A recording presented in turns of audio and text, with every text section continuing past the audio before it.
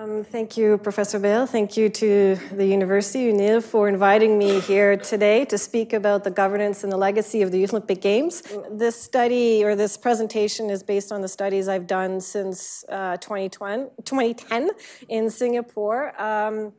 And so, given the title, I was asked to talk about the governance and legacy of the Youth Olympic Games, and what I decided to do, also maybe as a plug for the presentation on Friday afternoon, I'm going to also kind of start asking a question of so what, after I've talked about the governance and legacy, and hopefully, this is an open conversation, so do provide me your thoughts. It's not, it's a work in progress, just like the games are, as you will see. So, I have been on the ground at the Youth Olympic Games since 2012, since the first Winter Games for the Youth Olympic Games, and also in 2018 for the Summer Games in Buenos Aires. But we do have data. My research team and I have had data and have been working with the IOC in terms of post-Games impacts since 2010. And so I'm going to go through and pick some information to give you an idea overall of the governance and the legacy of the Games, understanding that the Games have evolved, their concept has evolved, and therefore some of these aspects have evolved as well.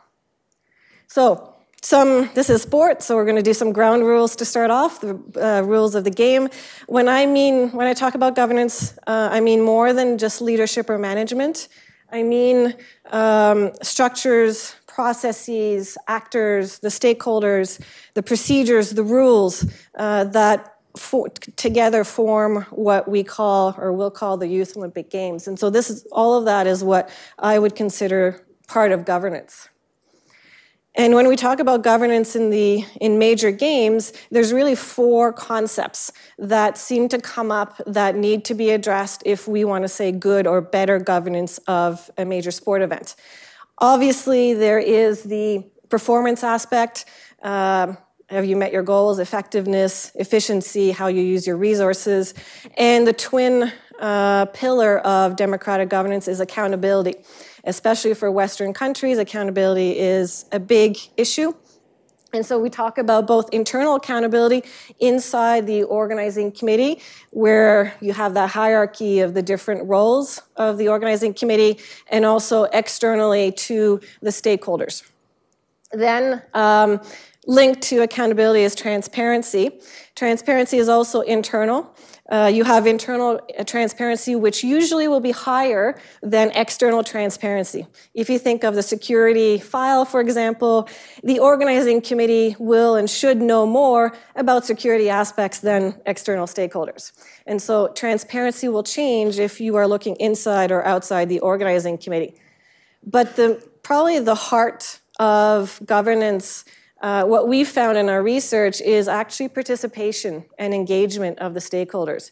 So you have internal participation, which is giving responsibility to the people on the ground. And I've seen, and I've studied and been part of games where you have the leader who is very autocratic, keeps all the information for himself or herself, and usually you have problems later on. So the more the leadership gives, asks participation of lower levels in the organizing committee and gives responsibility to them, the more you have engagement on their part and participation. Same thing on the outside. You want to have your stakeholders participate in decision-making, in actually doing the games from the outset. But to participate doesn't just mean doing an activity. So there's the physical participation of it, but actually what is more important seems to be the mental and the emotional components. So the more people believe in the project, the more they're engaged in the project, and the better the governance seems to be. So these are for general sporting events, and we see actually that it's the same for the Youth Olympic Games. So organizing committees of Youth Olympic Games are focused on the games, naturally. That's their prime directive. But they also do strategic planning. They're requested to do that by the IOC and by their governments and partners. And they look to efficiency and economy. We have that infamous question about budgets. That's normal. Same thing for accountability. They have internal accountability to the hierarchy and external accountability. In part to the IOC. The IOC is the rights holder and provides a lot of funding, but also horizontally to the other stakeholders, much more like a partnership approach to doing the games. And we see that it's a little bit more obvious in the Youth Olympic Games even than the Olympic Games. And makes sense. The IOC's commission that oversees the planning and hosting of the games focuses very much on these two aspects of performance and accountability. When we talk about participation, one interesting difference from other games, especially the Olympic Games, is that the Youth Olympic Games focus on the youth and younger participants, not just the athletes, but also the director, the CEO. So instead of having a CEO who is 50 to 60 years old, you have a CEO who's 30 to 40 years old. The volunteers are also younger, and you notice that also across the different Youth Olympic Games, the average age for volunteers and for staff is lower than for other types of games. And then you have active engagement. So just like any other major sporting event, you have a lot of stakeholders. There's a lot of stakeholders. So you have to manage, you have your organizing committee, of course, if that works, the IOC, the National Olympic Committees, host governments, sponsors, IFs, NGOs like WADA, professional leagues, the media, less so for the Youth Olympic Games than for the Olympic Games, but they're still present. Delegations, the athletes and their entourage, coaches, physiotherapists, etc., as well as their parents. So this is a distinguishing feature of the Youth Olympic Games. The parents are really a critical stakeholder here, and also the fans to a certain degree. So when we've actually looked at the stakeholder map and who is more important for the Youth Olympic Games versus other games, especially the Olympic Games, we've noticed there's actually three types of stakeholders. There's the core stakeholders, the host core stakeholders, which are your organizing committee and the IOC, given the degree of involvement in the planning it has, the host governments and the community. And they also have what we can see is actually a generally, as I mentioned, a younger workforce.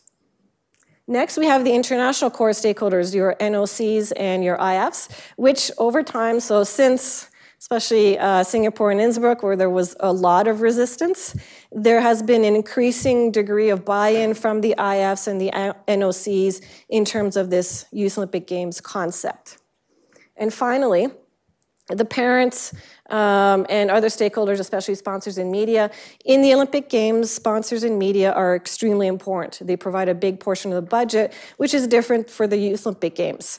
But parents show up, and that was actually when we did our analysis of Innsbruck, the first Winter Games, we were actually surprised that parents came up, and I started having to dig in, but it made sense. You have some sports like biathlon where there's a piece of equipment that the athlete who is underage can't legally carry it in certain countries. You need the parents or the delegations to carry that equipment, the rifle, for example, onto the field of play where they can actually then do their sport.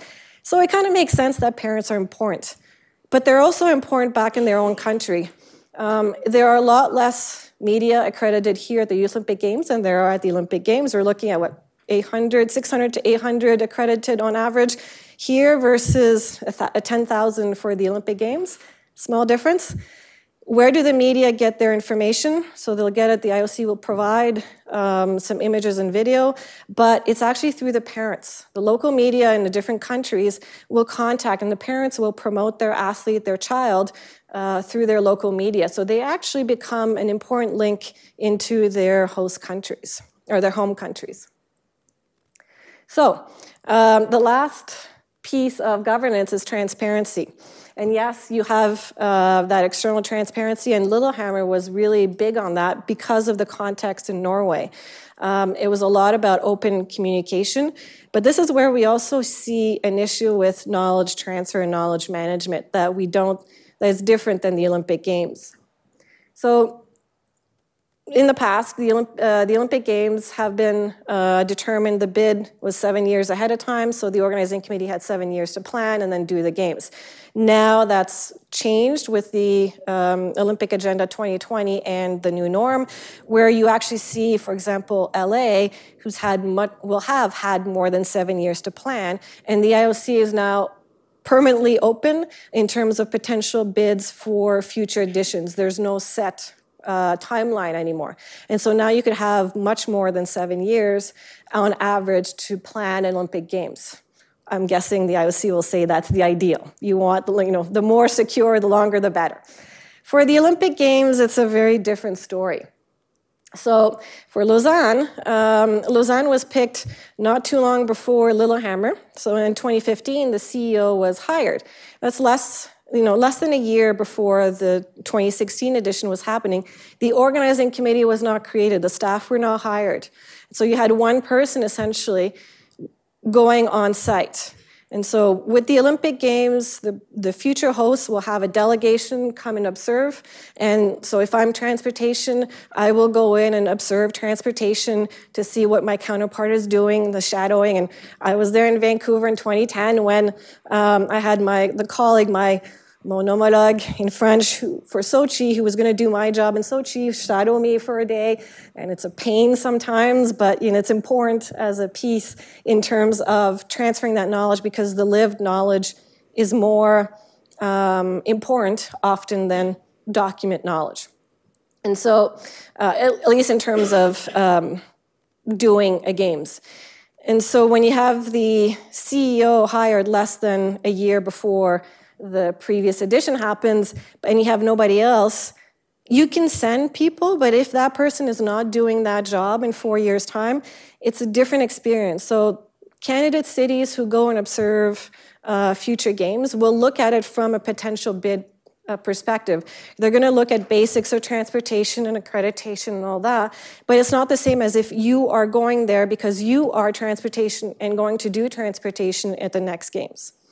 And so there's had to be some adjustment, and the IOC has actually, I would say, an even bigger job now in terms of transferring knowledge when the organizing committee for the Olympic Games is ready. So in the first half of its life, it's more in planning stages, business plans, operational plans, and divisional plans. These are strategic 30,000-foot view perspectives. And so this is where strategic knowledge needs to be transferred. In the second half of the organizing committee's life, when we're going down to the venues and the operational, the implementation components, that's where operational knowledge becomes useful.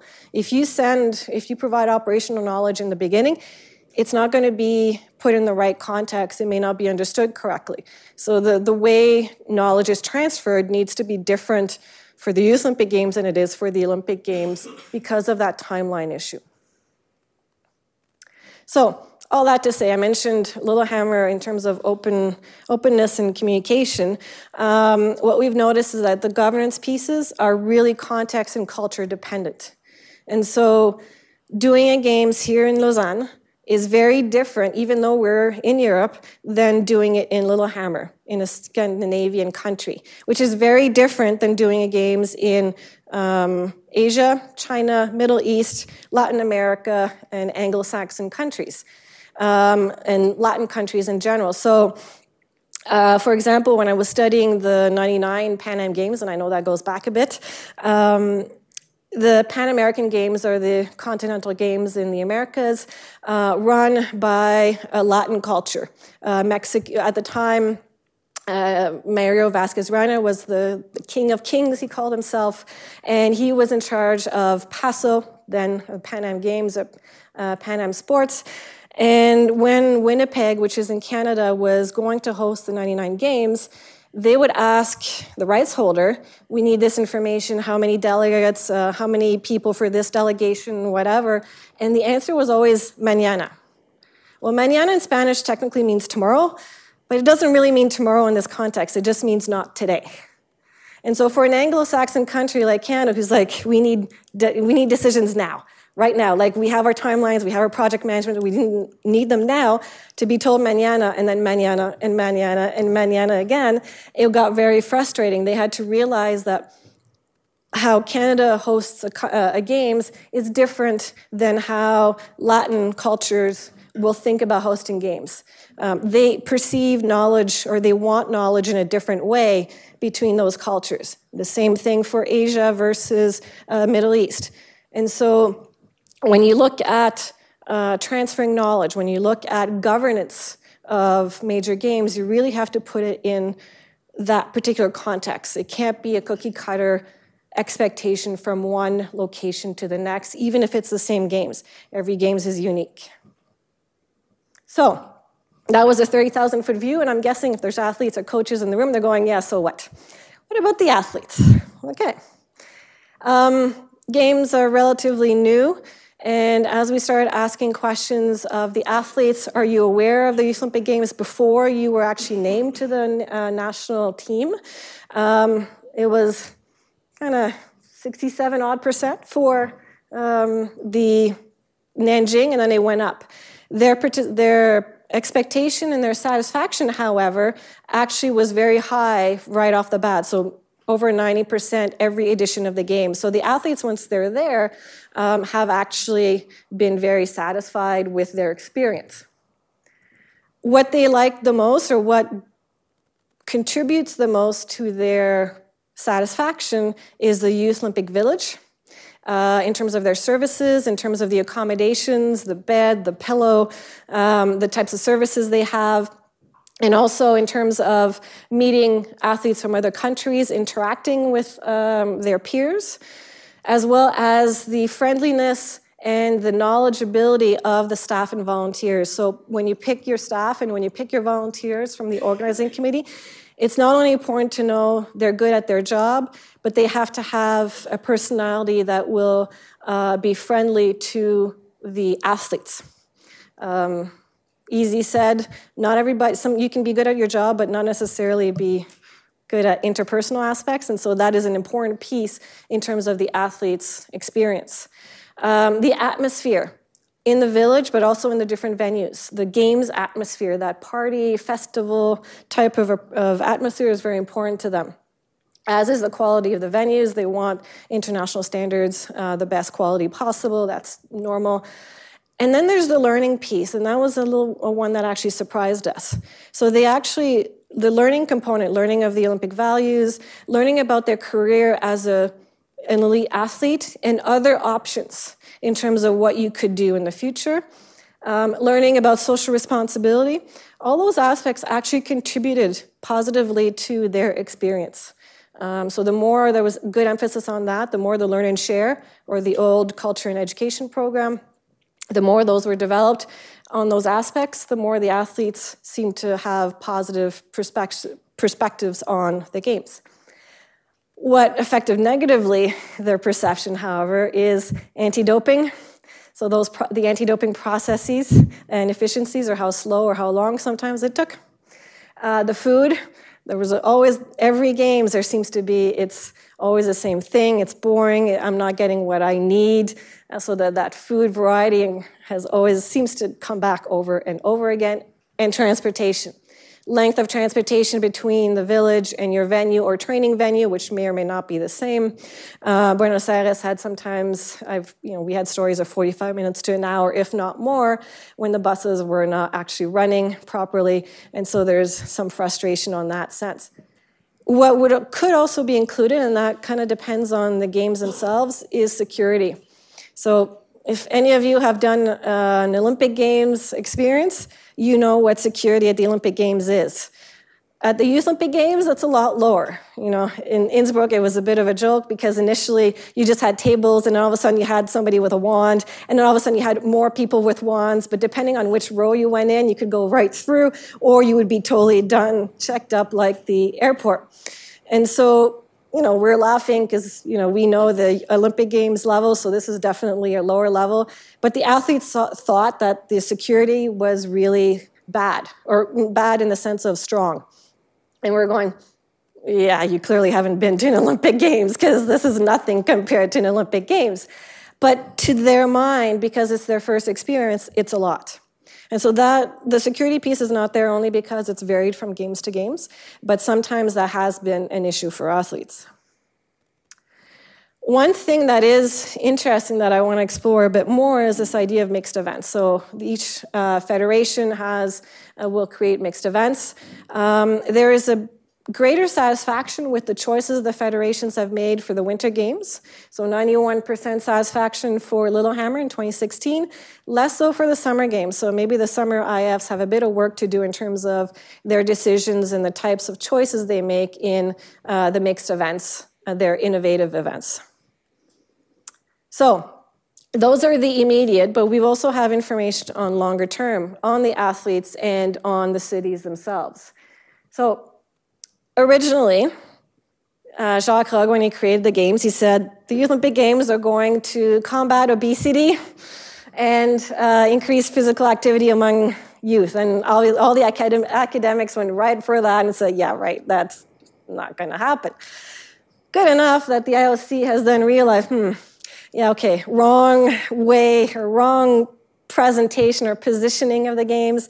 Really what we want to do is inspire young people to participate in sport, live the Olympic values, and promote those as ambassadors of the Olympic movement.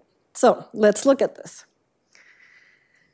2 to 4 years post Singapore and Innsbruck, through the IOC, we asked the athletes, okay, so has the Games, now you've had a bit of time to reflect and you've gone back to your normal life, has the Games had an impact on your life in general? And 88% actually said a large to a very large impact on their life. So, okay, now show me the proof. Where or what has actually impacted you in your life?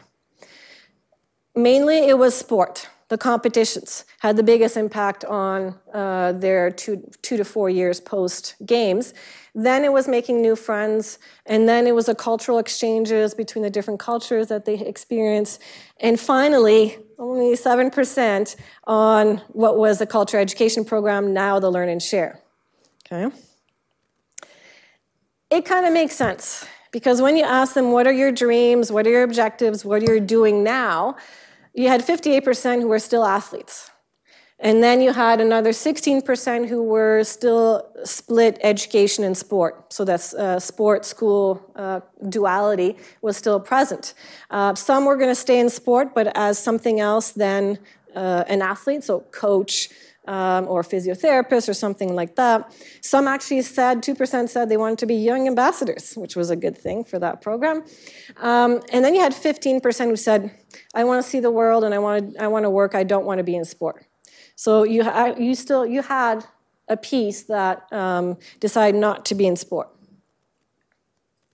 But this is an interesting piece. So of all those that were sport, it makes sense, again, because when we asked, and with our colleagues from the University of Innsbruck, we combined forces in 2018, and we were interviewing the athletes and asking them, okay, as you're a teenager, your identity is in formation. You are figuring out who you are and who you want to be in the future.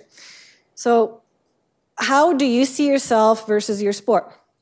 So are you, if I was a figure skater, so when I was a teen, did I define myself as a figure skater, number one, or did I define myself as someone who likes school plus figure skating plus some friends and whatever else? So we presented this diagram to them and asked, okay, which number best represents how you see yourself in your sport? The average was actually 6. And some athletes actually said, well, none of these. Actually, if you had 8, 9, or 10, I would be a 10 or an 8. So completely immersed and defined by their sport. So it makes sense at 2 or 4 years, if you really totally define yourself as a biathlete or a pentathlete or whatever, or a skier, you will want to stay in sport in some capacity. So doing some statistical analyses of all of this to see, okay, we have qualitative proof from interviews, but what do the numbers really say? We actually found that the more athletes enjoyed their experience, the more they identified with their sport, the more they had interactions and the location of the games, the more they liked the location. So this was an interesting piece. In terms of the IOC choosing the next host. The more attractive that location is to the athletes, actually has an impact. And the more they interact with their Olympic champions, the athlete role models who are on the ground, the more enjoyment they felt from the games. That coupled with the interactions and the modeling that they learned. So they would learn from the champions, what does it mean to be an Olympic champion, an elite athlete, and they could model that back home. The more they actually seem to have a deeper engagement in sport along the high performance pathway. Okay. So that's good, but what does it mean in terms of, what are the actual numbers in terms of being an ambassador, carrying those Olympic values? What's interesting is that although for the mixed events, the Winter Games seem to be doing a bit of a better job than the Summer Games, for the Olympic values, it seems to be the other way around. The Summer Games seem to be doing a bit more on that than the Winter Games. So for Nanjing and Buenos Aires, you have stronger numbers for athletes saying they're going to carry the Olympic values as ambassadors back home, and they're going to become role models for the younger athletes and younger individuals back home. Okay. But we wanted to ask them, so this is, it's easy for me to say on a questionnaire, oh yeah, I'm going to be an ambassador, I'm going to be a role model, absolutely. So we wanted to ask them, okay, what did you learn of the Olympic values? Statistically, they all said pretty much 88% or more over the years they've said, I've learned. But point blank, we asked them in Lillehammer, can you name the 3 Olympic values? Out of 36 people we asked, 1 person could say it because she had a band on her wrist that actually had the Olympic values, because her NOC actually had done a session on Olympic values and given all of them a band that said friendship, respect, and excellence.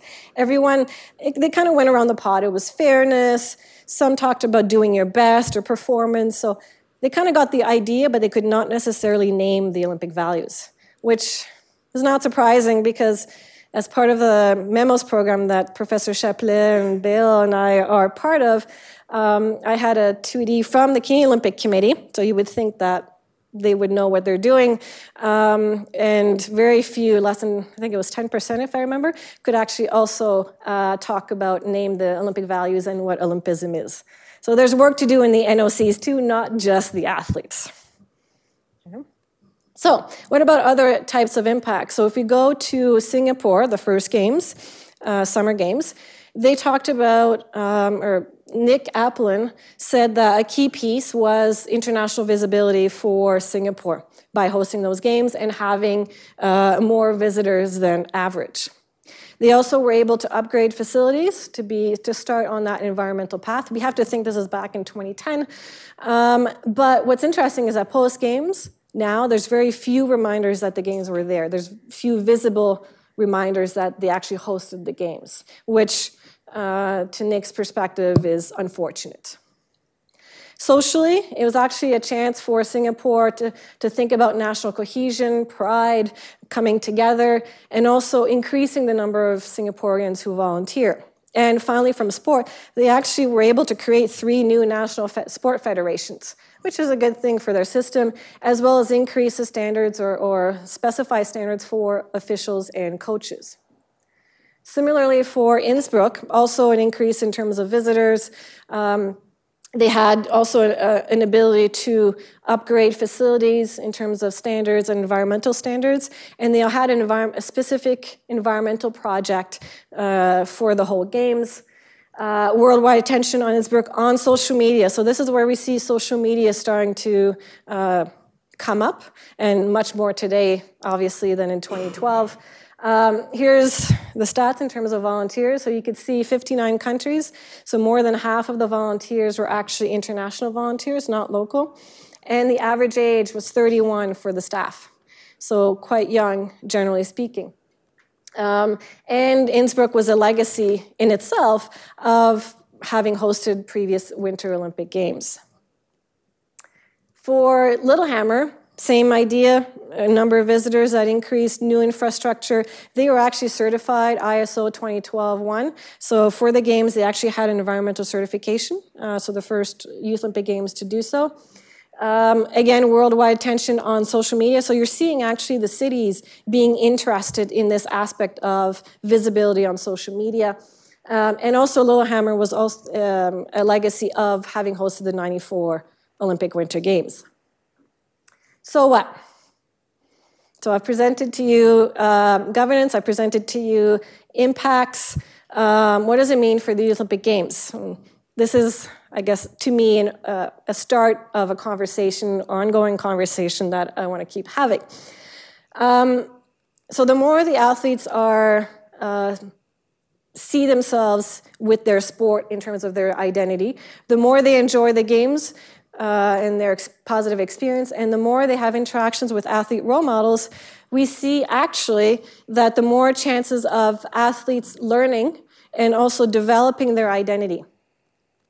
This actually can lead to them either and being a role model back home or having a deeper engagement in sport, depending on the type of learning they had and the options. Remember when I mentioned career management, career options for athletes as one of the things that they enjoyed? Depending on what they learned and their interactions with the athletes during the games, they then have some choices. They can either go further down the high performance pathway, think about going, and there's quite a few who say, yeah, I want to go to the Olympic Games in 2 years or 4 years' time. Or I'm liking this idea of being a coach, a manager, staying in sport, but in another capacity. The Youth Olympic Games were my Olympics. I want to stay in sport, but somehow in another manner. And then you also have, back home, they can then be role models and bring other youths into the Olympic movement by them being role models. So this comes back to governance. This can only happen if the organizing committee, the IOC, and the main Olympic movement partners, IFs, NOCs, come together and really have proper governance of the games.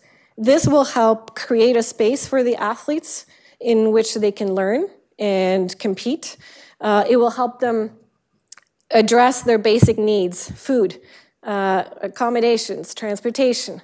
So the more they are satisfied with that, the better in terms of outcomes, and also learning. So the more they learn, what we actually found was this concept that came out, this outcome called YOG Value. We called it YOG Value. So the value of the YOG comes out of the governance, the learning, the interactions, the created space, and the basic needs, which can then turn around and meet the promise of the YOG to become ambassadors, to live the Olympic values, and to participate in sport. So the more proper governance happens, the more the created space, basic needs, and learning happen, the more there's a chance for the Youth Olympic Games, based on the stats that we've looked at, for them to address their promise as they now understand it. So, some final thoughts. This is a work in progress, not just the research, but the Youth Olympic Games. And I hope that, and this is my plug for my presentation on Friday afternoon, I hope that this continues to be, the Youth Olympic Games stay a continual work in progress, that they don't become static and set in particular ways, that they continue to innovate. Because that's how, if you want to keep with the youth, you're going to have to keep up with what is most recent, what is current, and what is coming up. Social media being the easy example here. Next, the key thing for the Youth Olympic Games, it is a saturated market. There are a lot of youth games, youth championships, and even the Youth Olympic Games cannot compete with some events where snowboard, for example, it happened with Innsbruck. You had the snowboarders who went to their regular snowboard competition, not the Youth Olympic Games, because the snowboard competition gave them $1,000 to $1,500 cash prizes. You can't compete with that. What you do have that's different is the learning component. So the more you emphasize the learning component, not just as athletes, but as individuals, the more you have a chance for, if anybody's a marketer in the room, your unique selling proposition. And so learning is a legacy. What they learn as individuals, as athletes, as career management, role models, whatever, they can take that with them in the future, influence others, but also themselves. And so the legacy does require, in itself, governance. And so I'm going to end with as a reminder, so for governance, if you're hosting a games, if we're just talking about games planning and hosting, you have the bid, you have planning and implementation, and then you have the wrap-up phases. Legacy, if you want legacies to be realized, they start before. They start before the bid. The event, whether it's a Youth Olympic Games or an Olympic Games or any other event, festival or otherwise, the games, the event is a vehicle for those legacies. It's not an end in itself. And often what happens, we see cities and bids fail or events fail in the legacies because they didn't define their legacies and use the event for that. It was the other way around. They had an event and then figured out legacies afterwards. So the legacy conceptualization needs to start much earlier, get planned and implemented, but then it needs to get transferred to someone, some group, something, because the organizing committee is going to cease to exist. And frankly, having been in organizing committees, I'm probably the first one to tell you, my job is to host those games. When push comes to shove, my job is to do those games, not legacy, not anything else. That's for everybody else to do. That's all the stakeholders who will stay there after the games to leverage the games as a vehicle for those legacies. So my question to end is really who leads the legacies post-games? And that needs to be decided from the beginning. Thank you.